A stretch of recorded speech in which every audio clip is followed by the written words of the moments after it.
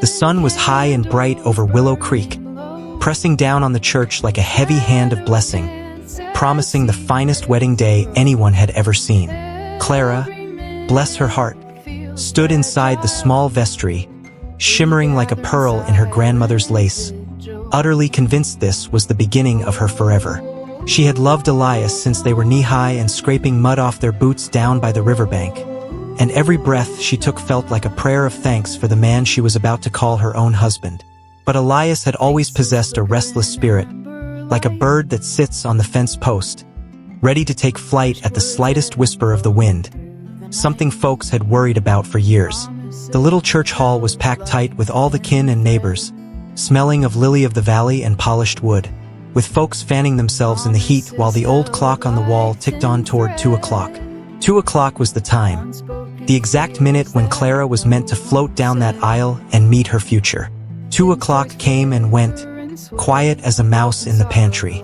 Then 2:15 passed, marked only by the shifting weight of the congregation and the first nervous whisperings starting to travel the pews like small, agitated breezes.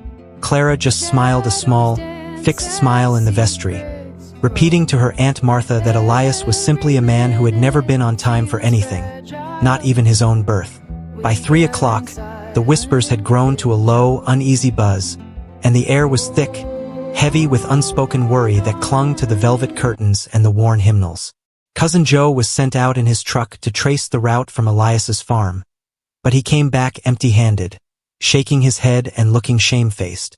The heat was truly unbearable now, and the lace around Clara's neck felt tight, though she wouldn't let anyone loosen it for fear it would tempt fate and make it look like she suspected anything was wrong. Elias would arrive soon, she kept insisting, claiming there must be a simple accident or some trouble with the engine on his old Ford pickup. The sun started its slow, agonizing drop behind the tall oak trees, painting the stained glass windows in hues of orange and deep, troubled violet, and still, there was no sign, not a peep, not a solitary feather of Elias to be found anywhere. The younger children, who had been promised cake and lemonade, began to fret and cry, sensing the shift in the church's mood from joy to genuine dread. The preacher, Reverend Dale, a man who had never been short on words, finally cleared his throat and stepped to the pulpit with an awful, heavy expression, suggesting maybe folks should stretch their legs outside for a minute. His voice was too soft, too gentle, and that alone told everyone all they truly needed to know about the situation at hand. Most of the guests, seeing the writing on the wall, slipped away quietly into the gathering dusk, offering the saddest, most useless excuses about livestock or supper back home. They couldn't bear to look at Clara's mother, who sat in the front pew, her hands clasped so tightly her knuckles were white as bleached cotton. Only the oldest and the truest family members remained, gathered in the front, their bodies shadows now in the growing gloom, unable to abandon the girl who waited so patiently in the little room down the side of the altar. The silence was now the loudest thing in the room, filling every corner and crevice with its heavy, judgmental weight. Aunt Martha finally went to Clara, intending to gently help her out of the dress and drive her home. But Clara met her eyes with a fierce, quiet stubbornness Martha had never witnessed before. "He said he would be here," Clara whispered, her voice surprisingly steady. "And Elias always keeps his promises, even if they sometimes take a while to ripen." A few kind-hearted souls began to light the large brass altar candles, perhaps hoping the flickering light would draw Elias to the church, or maybe just to drive back the suffocating darkness that had now completely swallowed the main hall. Each flame rose straight and tall, marking the passing of time like silent, steady sentinels holding vigil for a missing groom. Jebediah Jeb Thorne, the man who had always been Elias's shadow and Clara's quiet admirer, walked back into the church carrying a folded piece of paper he had found tucked under a stone near the back gate. His face was the color of fresh ash, and he held the paper like it might burn him. The note, unsigned and hastily scrawled in Elias's familiar but jittery hand, simply contained a warning, a desperate plea to Clara not to look for him, and a cryptic reference to a debt that had finally come due. The paper itself felt flimsy, too small to hold the weight of such sudden, crushing betrayal. Jeb spoke low and rough, revealing that Elias had been seen talking to strangers, men from the next county over, wearing city clothes and driving a black, unmarked automobile, just 2 nights before the wedding.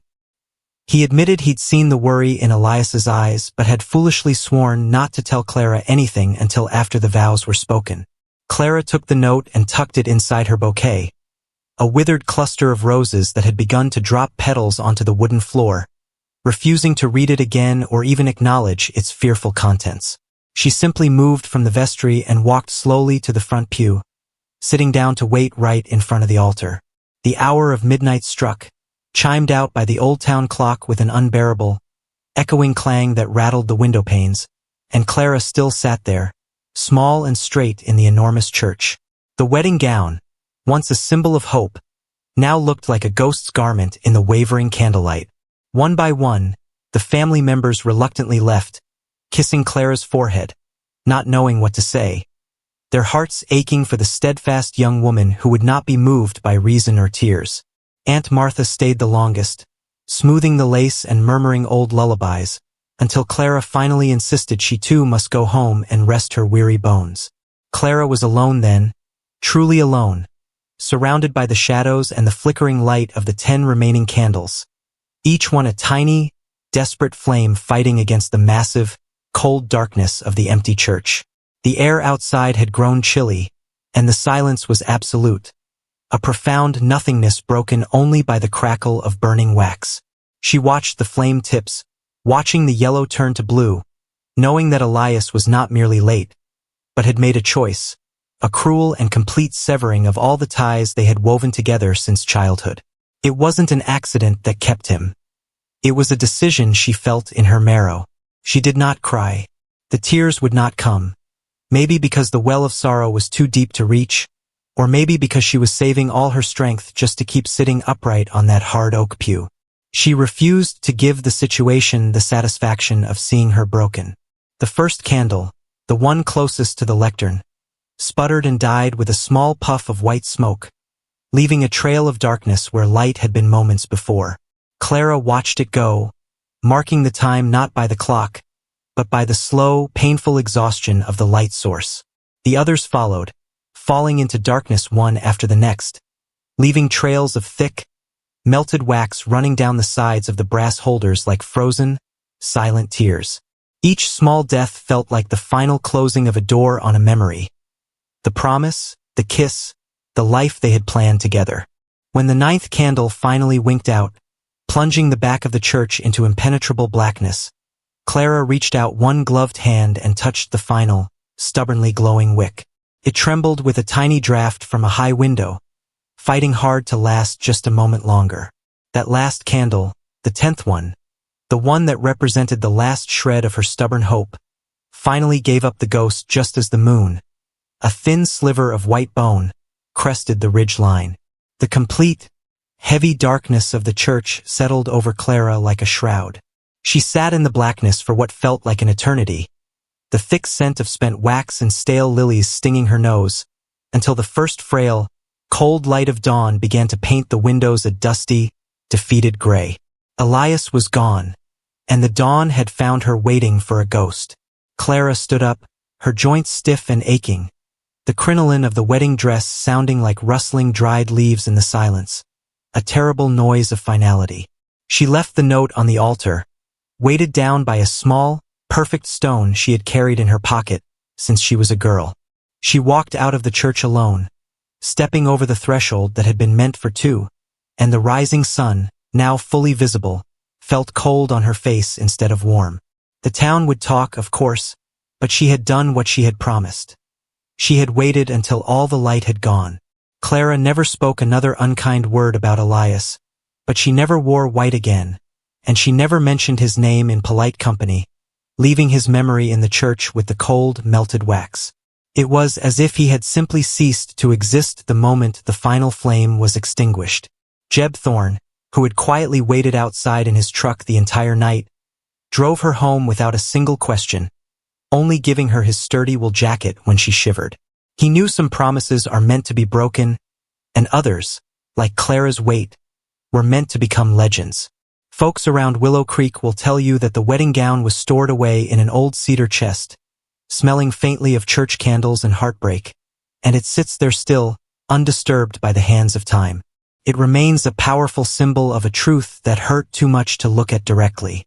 And that, my dear, is the story of Clara and Elias, and the day that taught everyone in town that there are some debts a man can run from, but there are others, the quiet ones of the heart, that will chase him down and claim him in the end, no matter how far he travels.